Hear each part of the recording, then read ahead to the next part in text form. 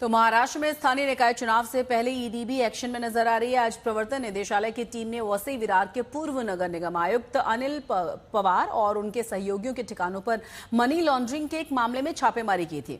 इस कथित घोटाले में पार्षद, नगर निगम के अधिकारी, नौकरशाह भी अब जांच के घेरे में।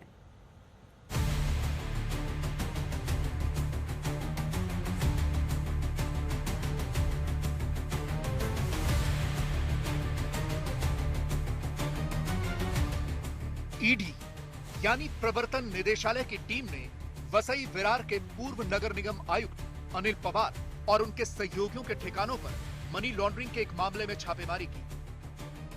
आरोप है कि वसई विरार के पूर्व नगर निगम आयुक्त अनिल पवार ने भ्रष्टाचार के तहत नियमों को ताक पर रखकर सरकारी आरक्षित जमीन पर अवैध इमारतों का निर्माण करा दिया था। इस कथित घोटाले में पार्षद, नगर निगम के अधिकारी और नौकरशाह भी जांच के घेरे में हैं। सुबह जब ईडी के अधिकारी वसई विरार में अनिल पवार के आधिकारिक आवास पर पहुंचे तो उन्होंने दरवाजा खोलने से इनकार कर दिया, जिसके बाद ईडी की टीम को चाबी वाले को बुलाकर दरवाजा खुलवाना पड़ा। एनफोर्समेंट डायरेक्टरेट प्रवर्तन निदेशालय ने आज सुबह वसई विरार म्युनिसिपल कॉर्पोरेशन के आयुक्त, म्युनिसिपल कमिश्नर अनिल पवार के जो ऑफिशियल रेसिडेंस है वसई विरार में, वसई पश्चिम में स्थित है, वहां पर रेड की। इसके अलावा 11 अन्य जगहों पर ईडी के अफसरों ने रेड की है। ये सारी ही रेड्स अनिल पवार, जो कि पूर्व आयुक्त हैं वसई विरार म्युनिसिपल कॉर्पोरेशन के, उनसे जुड़ी सारे ठिकानों पर ये रेड चल रही है।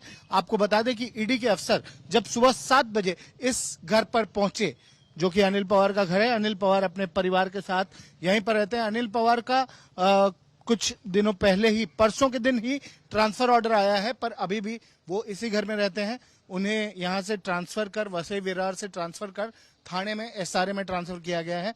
सुबह जब 7 बजे ईडी के अफसर यहां पर पहुंचे, दरवाजा अनिल पवार और उनके परिवार के लोगों ने नहीं खोला। बार बार खटखटाने के बाद भी, मैसेज देने के बाद भी, बोलने के बाद भी कि हम ईडी के अफसर हैं, दरवाजा खोलिए, हम सर्च के लिए आए हैं, पर दरवाजा नहीं खोला गया। और उसके बाद ईडी के अफसरों को चाबी बनाने वाले को लाना पड़ा, जिसने यहां पर आके करीब 1 घंटे बाद चाबी बनाई और तब जाकर यह दरवाजा खोला गया और सर्च ऑपरेशन शुरू हुआ।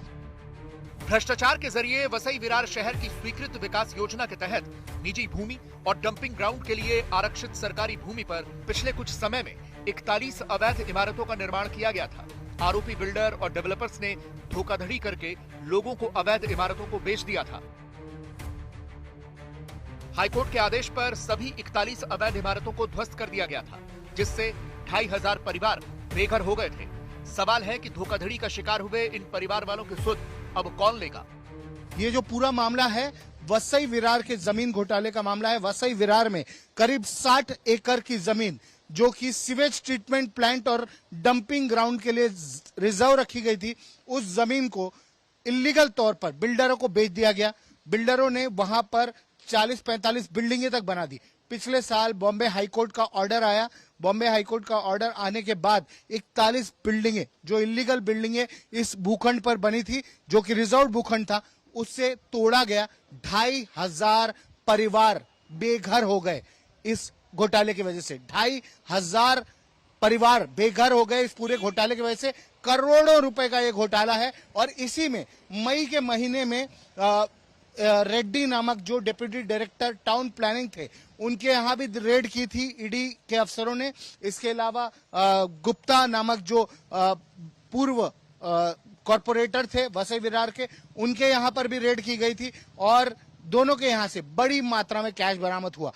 रेड्डी, जो कि पूर्व टाउन प्लानर थे, उनके यहां से तो करीब 32 करोड़ रुपए के प्रॉपर्टी के डॉक्यूमेंट्स, 10 करोड़ रुपए कैश, करीब 23 करोड़ रुपए के हीरे और जवाहरात, ये सारा कुछ बरामद हुआ था। अब अनिल पवार, जो कि वसई विरार के आयुक्त रहे हैं और कुछ 2 दिन पहले ही उनका ट्रांसफर हुआ है, कल उनकी फेयरवेल पार्टी हुई है यहां पर वसई विरार में, और आज सुबह यहां पर ईडी की रेड पड़ी हुई है।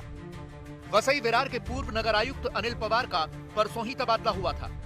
देखिए, गत 3 सालों में जो अनिल कुमार पवार जी का जो प्रशासनिक कार्यकाल रहा है, इस कार्यकाल में मुझे लगता है वसई में भ्रष्टाचार का जो सर्वोच्च बिंदु जो है, भ्रष्टाचार वहां तक पहुंच गया था। तो ऐसे में जब 41 बिल्डिंग का मामला उजागर हुआ और ईडी ने भी उसमें ध्यान दिया और जब रेड गिरी, तब ईडी को भी इस भ्रष्टाचार की व्याप्ति समझ में आई और उस ढंग से फिर ईडी ने जो आगे कार्रवाई की है वो बहुत सराहनीय है। कयास लगाया जा रहा है कि इस कथित घोटाले में कुछ बड़े नेताओं के नाम भी सामने आ सकते हैं। अन्य और ठिकाने जो हैं, जो कि अनिल पवार के ही लिंक्ड ठिकाने बताए जा रहे हैं, उनकी प्रॉपर्टीज हैं, वहां पर भी सर्च ऑपरेशन चल रहा है। जाकिर मिस्त्री और अजय के साथ दिव्येश सिंह, वसई आज तक।